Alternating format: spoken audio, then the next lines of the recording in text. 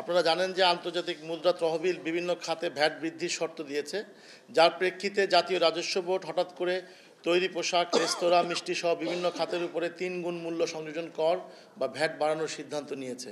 বিগত ২ বছরের বেশি সময় ধরে যেখানে উচ্চ মূল্যস্ফীতি বিরাজ করছে, সেখানে অন্তর্বর্তী সরকার করের আওতা না বাড়িয়ে কিংবা কর ফাঁকি রোধ করার ব্যবস্থা না করে অর্থ বছরের মাঝামাঝি সময়ে হঠাৎ ৩ গুণ ভ্যাট বাড়িয়ে দেওয়ার উদ্যোগ নিয়েছে, যার সরাসরি প্রভাব পড়বে সাধারণ মানুষের উপর। এছাড়া দেশের ক্ষুদ্র উদ্যোক্তাদের উপর বাড়তি এই করের বোঝা চাপানোটা অন্যায় ও অযৌক্তিক। এই অযৌক্তিক বর্ধিত ভ্যাট আরোপের সিদ্ধান্তের প্রতিবাদে ও পূর্বের ন্যায় ৫% ভ্যাট কার্যকর করার জোর দাবিতে বাংলাদেশ রেস্তোরাঁ মালিক সমিতির এই সংবাদ সম্মেলনের আয়োজন। ছাত্র জনতার জুলাই বিপ্লবে ৫ই আগস্ট দেশে রাজনৈতিক পট পরিবর্তনের পর অন্তর্বর্তীকালীন সরকারের কাছে দেশের মানুষ ও ব্যবসায়ীর প্রত্যাশা ছিল বিগত দিনের অন্যায়, অত্যাচার, জুলুম থেকে মিলবে মুক্তি। নতুন এই অন্তর্বর্তীকালীন সরকার দ্রব্যমূল্যের ঊর্ধ্বগতির লাগাম টেনে ধরবে ও মাননীয় প্রধান উপদেষ্টা ডক্টর মোহাম্মদ ইউনূসের নেতৃত্বে এই সরকারের সিদ্ধান্ত হবে ব্যবসা বান্ধব ও ক্ষুদ্র উদ্যোক্তা সহায়ক। নতুন সরকার দায়িত্ব গ্রহণের বেশ কিছুদিন অতিবাহিত হওয়ার পরও বিগত দিনের প্রতিবন্ধকতা দিন দিন বাড়ছে। বর্তমান বাজারের নিয়ন্ত্রণহীনভাবে দ্রব্যমূল্যের ঊর্ধ্বগতিতে নিত্য প্রয়োজনীয় দ্রব্য ভোক্তার ক্রয়সীমার বাইরে চলে যাচ্ছে। বিগত ২ বছরের বেশি সময় ধরে যেখানে উচ্চ মূল্যস্ফীতি বিরাজ করছে, সেখানে জাতীয় রাজস্ব বোর্ড হঠাৎ তৈরি পোশাক, রেস্তোরাঁ, মিষ্টি সহ ৪৩টি পণ্য ও সেবার উপরে মূল্য সংযোজন কর বা ভ্যাট বাড়ানোর সিদ্ধান্ত নিয়েছে, যাতে ওষুধ, গুঁড়া দুধ, সিগারেট, বিমানের টিকিট সহ অনেক পণ্য ও সেবার উপর বাড়তি মূসক ও শুল্ক আরোপ হবে। নিশ্চিত করে সাধারণ মানুষের জীবনযাত্রার উপর চাপ আরও বাড়বে। এতে করে মানুষের ভ্যাট দেওয়ার প্রবণতা কমবে ও সরকারের ভ্যাট আদায় আরও কমবে বলেই আমরা আশঙ্কা করছি।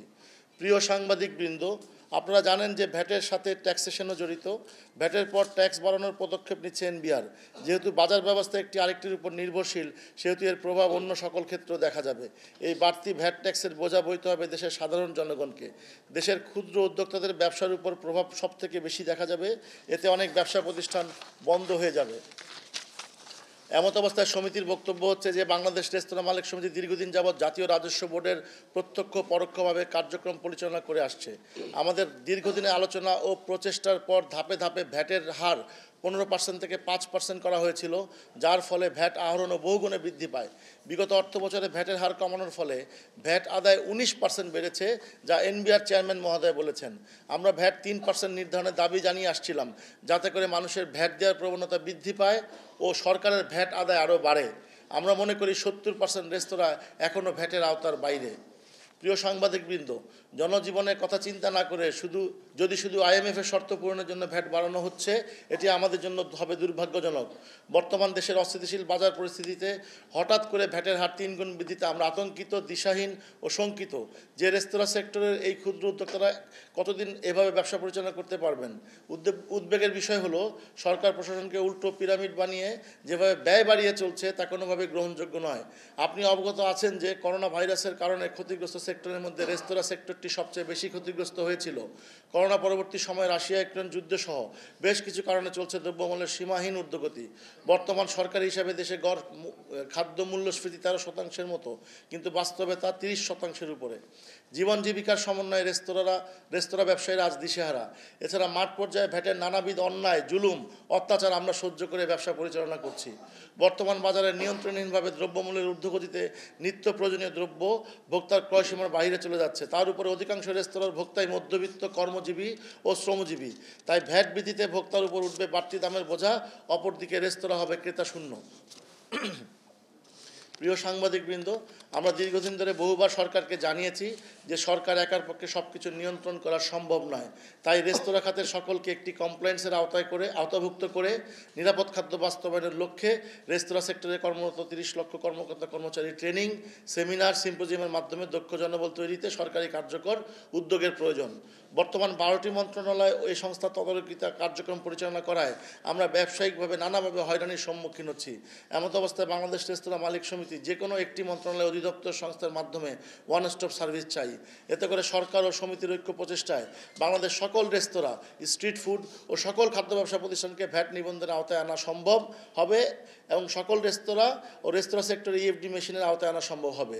এতে করে অসম প্রতিযোগিতা দূর হবে এবং সরকারের রাজস্ব আদায় উল্লেখযোগ্য পরিমাণ বহুগুণে বৃদ্ধি পাবে। অন্যদিকে ট্রেড লাইসেন্স প্রাপ্তি বা নবায়নে এখন সীমাহীন দুর্ভোগে পড়তে হচ্ছে উদ্যোক্তাদের। এই বিষয়ে সরকারের হস্তক্ষেপ চাই আমরা।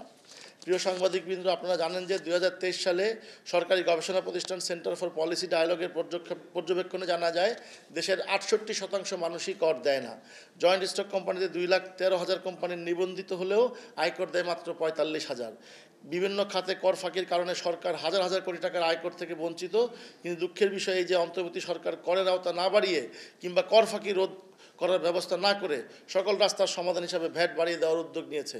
অপরদিকে আমাদের মতো যারা সকল ধরনের নিয়মকানুন মেনে ভ্যাট ট্যাক্স প্রদান করে ব্যবসা পরিচালনা করে, উল্টো তাদের উপর অন্যায়ভাবে বাড়তি ভ্যাট ট্যাক্সের বোঝা চাপাতে এনবিআর বেশি আগ্রহী। বর্তমান সিদ্ধান্ত অনুযায়ী রেস্তোরাঁ ব্যবসার উপরে 5% থেকে বর্ধিত 15% করা হচ্ছে এবং সম্পূরক শুল্ক এসডি নামে পূর্বে আরও একটি 10% করের বোঝা সাধারণ মানুষের উপর চাপিয়ে দেওয়া হয়েছে। যদি বর্ধিত ভ্যাট 15% এবং সম্পূরক শুল্ক এসডি 10% করা হয়, তবে সাধারণ ভোক্তাকে 25% কর প্রদান করতে হবে। এই অবস্থায় ভোক্তার নিকট হতে কোনোভাবেই এই 25% বাড়তি কর আদায় করা সম্ভব হবে না। উচ্চ মূল্যস্ফীতির ফলে ব্যবসা পরিস্থিতি খারাপ যাচ্ছে। এই বর্ধিত ভ্যাট আরোপিত হলে সামনে আরও খারাপ হবে। রেস্তোরাঁ সেক্টরের ক্ষুদ্র উদ্যোক্তারা এবং ভোক্তার উপর অযৌক্তিক হারে ভ্যাট বৃদ্ধি ও সম্পূরক শুল্ক নির্ধারণের সিদ্ধান্ত অন্যায়যৌক্তিক।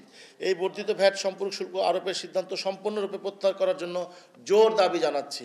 অন্যথায় আমাদেরকে বিকল্প ব্যবসা চিন্তা করতে হবে। সরকারের ভ্যাট বৃদ্ধিতে বিপুল সংখ্যক ক্ষুদ্র প্রতিষ্ঠান ক্ষতিগ্রস্ত হবে। এতে মূল্যস্ফীতি আর কর্মসংস্থানের উপর নেতিবাচক প্রভাব পড়বে। প্রিয় সাংবাদিকবৃন্দ, পৃথিবীর সব দেশেই রাজস্ব আদায়ের প্রধান খাত হল প্রত্যক্ষ কর। যে যত বড় ধনী তাকে তত বেশি আয়কর দিতে হয়, কিন্তু আমাদের দেশে করের আওতা না বাড়িয়ে ভ্যাটকে রাজস্ব আয়ের প্রধান হাতিয়ার করা হয়েছে। বর্তমানে ভ্যাট নিবন্ধন দেওয়া প্রতিষ্ঠানের সংখ্যা 5,25,000। এর মধ্যে গড়ে 3.5 লাখ প্রতিষ্ঠান নিয়মিত ভ্যাট দিয়ে থাকে। এর বাইরে যেই লাখ লাখ প্রতিষ্ঠান রয়েছে, সেসব প্রতিষ্ঠানকে ভ্যাটের আওতায় আনতে জাতীয় রাজস্ব বোর্ড এনবিআর কার্যকর কোনো উদ্যোগ নিচ্ছে না। রেস্তোরাঁ খাতটি বিক্রয়ের উপর ভ্যাট ও আয়ের উপর কর প্রদান করে, সুতরাং ভ্যাটের সাথে ট্যাক্সেশনও জড়িত। যে হারে আপনারা ট্যাক্স নির্ধারণ করেন তা জটিল ও বাস্তবসম্মত নয়। প্রিয় সাংবাদিকবৃন্দ, আপনারা জানেন যে পূর্ববর্তী সরকার যাদের অনৈতিক সুবিধা দিয়েছিল, তাদের অনেকেই বর্তমান সরকারের নীতি নির্ধারক পদে থাকার কারণে এখন তারা সেই নীতি অনুসরণ করে চলেছেন।